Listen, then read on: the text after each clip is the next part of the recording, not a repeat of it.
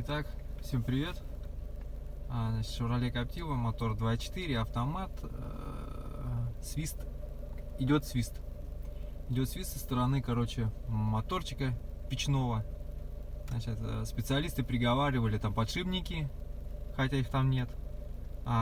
Типа, мол, свистят, как она называется-то, щетки, типа, мол, на якоре. Вот, банальный, свист, короче, банальный. Сейчас покажу. Вот сейчас вот печку прибавляем. И вот она засвистела. А свист, ребята, вот он откуда.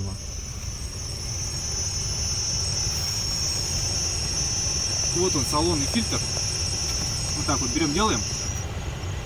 Оп, все, свист пропал. Отпускаем, оп, засвистел. Короче, смысл в том, что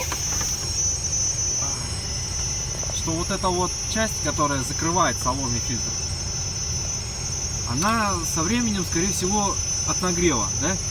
Она маленечко деформируется, начинает пропускать. И вот этот вот свист, вот он появляется. То есть, чем сильнее придавливаешь,